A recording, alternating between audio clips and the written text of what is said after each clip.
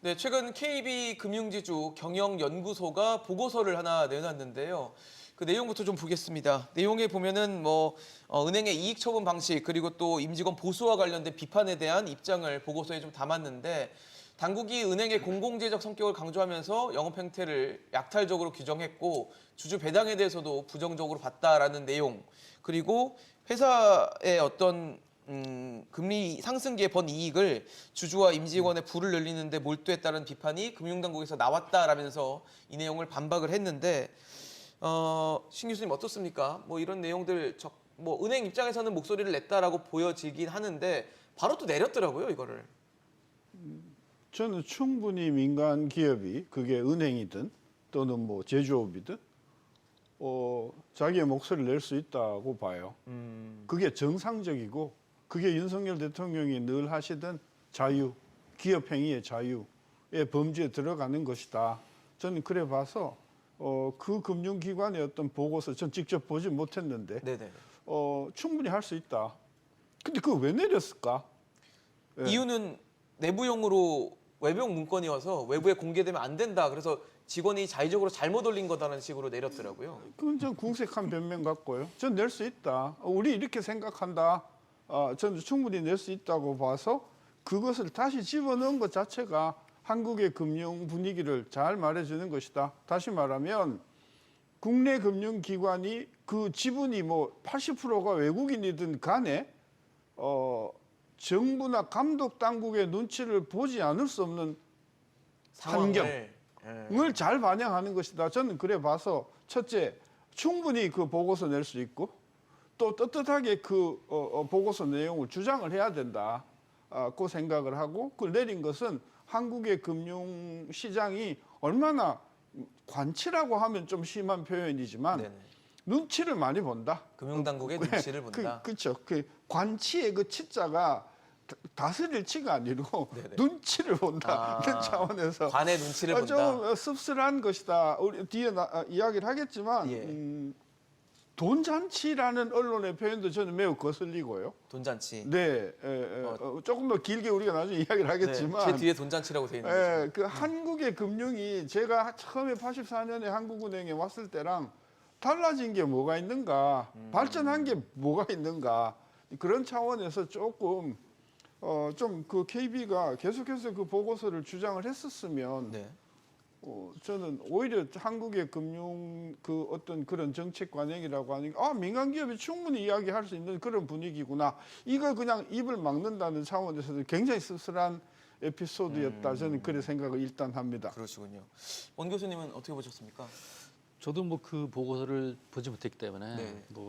정확한 내용은 알지 못하는데 제 생각에는 아마도 그 KB 연구소가 정부 정책에 반기를 들었다기보다 연구자 관점에서 원론적인 얘기를 하지 않았나 이런 생각을 좀 해봅니다. 그리고 이제 금융권이 고액 연봉 받는다는 비판은 계속돼 왔잖아요. 그렇죠. 사실. 그래서 그런 비판을 받는 이유가 첫째 이제 은행이 망하면 국민 세금으로 다 살려주는데 왜 이렇게 많이 받냐. 그다음에 두 번째는 은행 산업이 라이센스 산업인데 한번 라이센스 받으면 다른 사람들은 진입할 수 없는 진입 장벽이 생겨서 그냥 앉아서 편안하게 영업할 수 있는데 그렇게 억대 연봉 그렇죠. 그렇게 이익을 내도록 다 보장해 줬는데 뭘 잘했다고 그렇게 돈 많이 받냐 이런 비판의 목소리도 생각들이 있기 때문에 그런 얘기가 나올 수 있는데 또 2008년 서프라임 사태 때도 실제 미국에서 아큐파이 월스트리트라 해서 텍스페이어들이 막 데모하고 그랬잖아요 거기서. 예. 그래서 그런 것도 있는데 어쨌든 은행이라는 거는 국가 기관 산업이니까 망하면 세금으로 살릴 수밖에 없지만 우리가 이제 그런 생각을 해봐야 될 것 같아요. 신 교수님 잠깐 그런 말씀하셨지만 이제 은행이 과연 그럼 공공재네 아니냐, 결국 금융기관이냐, 금융회사냐, 이제 이런 정의부터 우리가 그 컨센서스를 만들어 가야 되는 거죠. 그렇죠? 금융기관이라 하면은 이제 공공재적 성격이 강해서 아까 말씀드렸듯이 여러 가지 공기업에 준해서 급여도 측정하고 해야 되지만 우리가 만약에 주식회사고 상업적인 회사라 하면 이익을 내는 만큼 자기 성과를 가져가는 건 당연하다고 보여집니다. 통신사 KT 같은 경우도 있잖아요. 민영화된 지 오래됐잖아요. 네네. 근데 아직도 우리가 민영화됐는지 안 됐는지 국민들이 아직도 실감을 못 하고 있잖아요, 사실. 그것도 주식회사인데 그런 건 비슷한 거라고 보여집니다. 알겠습니다. 이 교수님 어떻습니까? 사실 그런 얘기도 나와요. KB가 네. 의도적으로 올렸다가 어필하고 네. 내린 거다. 뭐 그런 것 같지는 않고요. 뭐 네. 이제 반응이 너무 뜨겁게 나오니까 거기에 대해서 이제 약간 민감하게 반응한 게 아닌가 생각이 좀 들리는 내부용 것인데. 문건이라고 하더라고요. 예, 그러니까 이제 좀 민감하게 사실은 좀 내리면서 뭐 그런 의미로서 사실은 이제 내리고 난 다음에 설명을 그렇게 한 것이 아닌가 생각이 들고요. 먼저 이제 올해 상반기 은행들의 단기 순이익을 보면 14조 1천억 정도가 나왔습니다. 이 경기가 되게 어려운 상황인데 올해 금융기관들 사실 뭐 금융기관들도 지금 어렵다고 하지만 보험도 9조 정도 수익이 났고요. 네네. 단기 순이익이.